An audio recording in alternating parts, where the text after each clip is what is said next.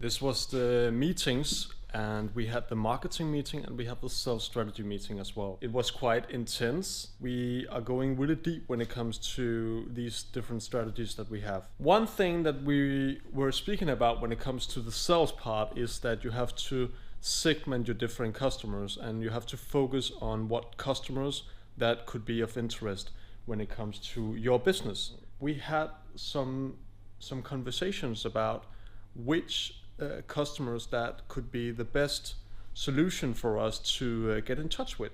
For instance, like we have an idea that hospitals could be really of interest, and then we also have retail, and we also are aiming for some other segments. In this case, you just have to be really sure about what your company actually want. We have just found out on the first meeting that we was separating these different segments, and also when it comes to one of our largest customers, which is typically electrician companies who buys our products for new builds and so on, that we pick a few larger companies and just really have a close relationship with those.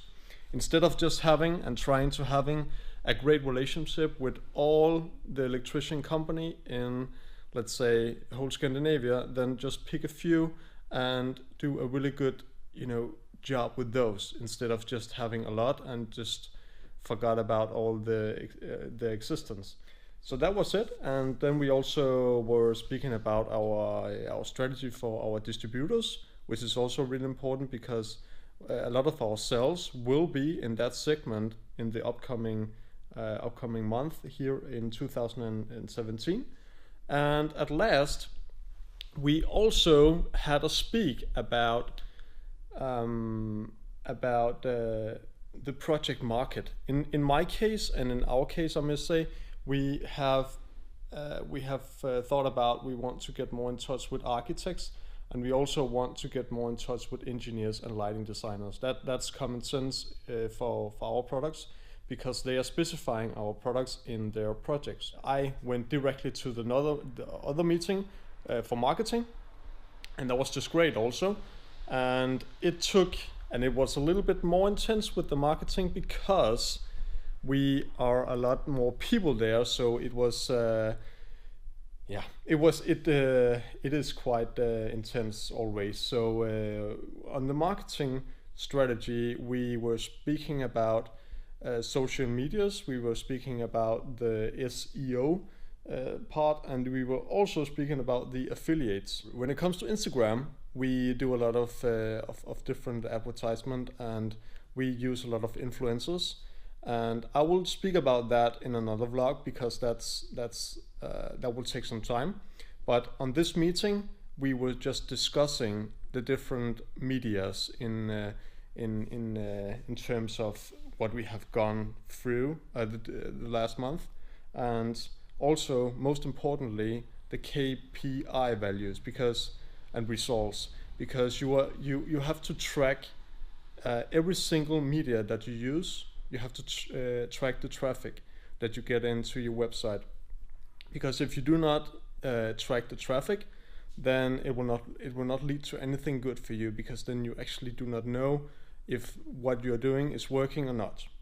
So this is pretty much what we use this for. And if you are an entrepreneur, or if you even have a larger company, it is also, I would say, it is actually necessary that you have just a meeting each month to follow up on these things, because if you do not follow up on the KPI values and results, then it will be, it will just be waste of money to use a lot of money on marketing, and you do not know if that will give any results when it comes to the sales in the last end. So what we do is that we have these monthly meetings with the marketing team, And then we also have, of course, cooperation and some discussion in between.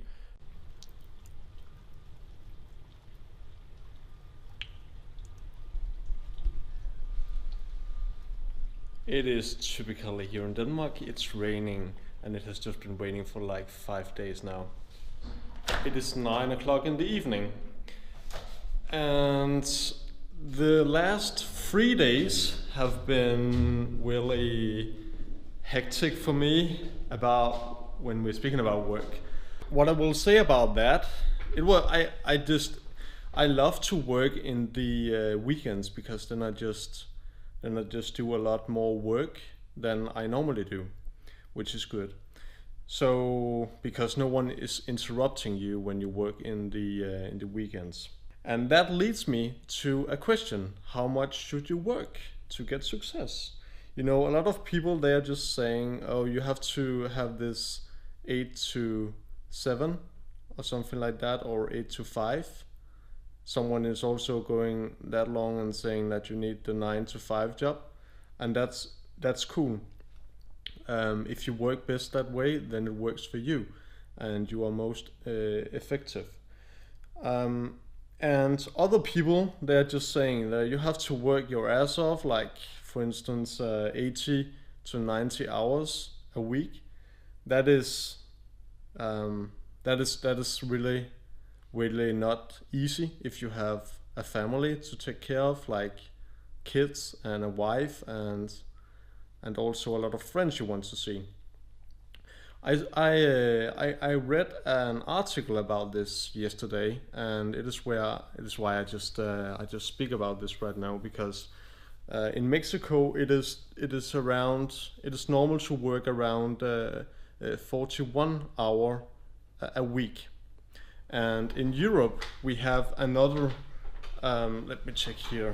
I have wrote it down just to be sure. We have another average hours per week, which is 20. No, that was not. That was 29 in Luxembourg, and then we have around 31 to 32 hours when it comes to Europe in general. That is in general.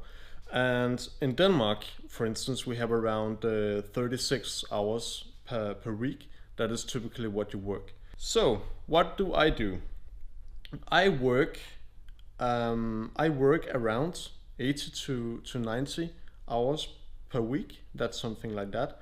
So for me, it is really hard to have a close relationship with a girl, actually, because a lot of I have been dating some girls back in the days, and a lot of girls, they are just they do not understand why you have to work that much, and some do, and that's not easy. So the life behind an entrepreneur is also that if you really want to aim for like really success, then you just have to let go for some other things. And it's hard for me as well, because I want to build a family and so on, and it will come for me as well. But right now it's just not the time to have kids and so on. So I was just thinking about this, and it's not because it has to take so long time. I'm just reflecting about this, because it is some really important thing that you have to consider if you want to start your business.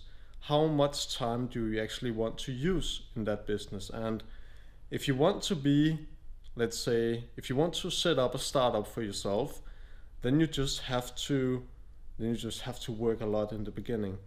It's not easy, and you have to figure out how much you want to offer of yourself to reach that high level of success that you actually want.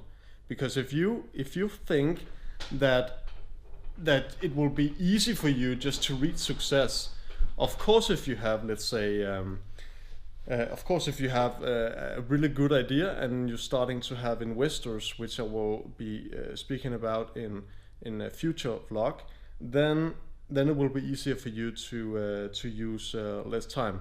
But either way, you will have to use time, and it is not the same time as you might use in a normal company. A normal company, I will say, in a normal job. So you just have to figure out how long time you want to use with this and how long time you have when it comes to that. Another thing which is really important when it comes to how much you should work is also to understand that your employees are not working that much as you are working probably. And this is because you have and you should have a much higher passion for the company as they should. Of course, your employees will also have a high passion, but it's really important to understand that they will not work that much as you work. I think that a really important thing when it comes to having employees and having happy employees is that you trust them. So if you trust your employees, then they will also trust you, hopefully, and will not do anything bad for the company. So let's say one of my salespersons, he have to do something on Friday and will not meet at the company, but he will do some work on Saturday and Sunday, and he will do the job that he should do. I will not say as a boss, well, that's not possible. You have to be at work on Friday.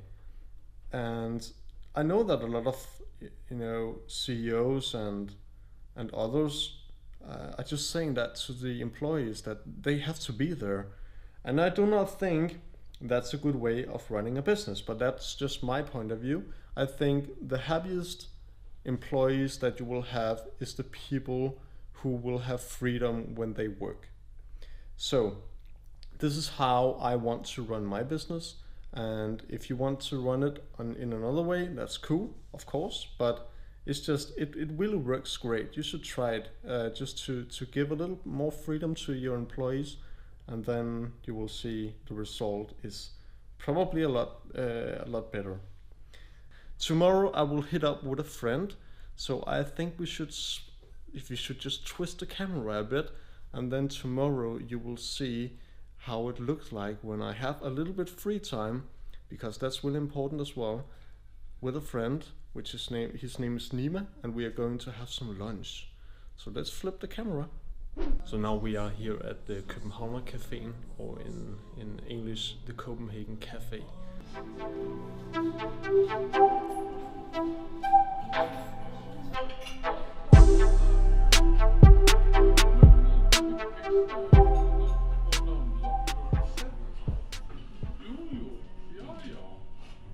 That was it. That was a short meetup with my good friend Nima, and we had a really old school lunch here in Denmark, and it is some sort of traditional lunch, and it was really good to taste that. It was really good, really good. It's really important that you also set a time to friends, because if you do not have any friends, then you will probably get a lot of loneliness, which is not good, because that will also affect your work. But what is just really important when it comes to friendships is that you pick the ones which bring something good to you. With that being said, I have had some friends that I have to just flow into the sand, because it doesn't turn out to be good. There was too much negativity. So this is something that you have to be careful about. You have to choose your friends, and you have to choose maybe a few friends to be sure that they bring you something good and you are able to bring them back something good as well. So this is just a tip, and it was just great to see Nima in this lunch break here.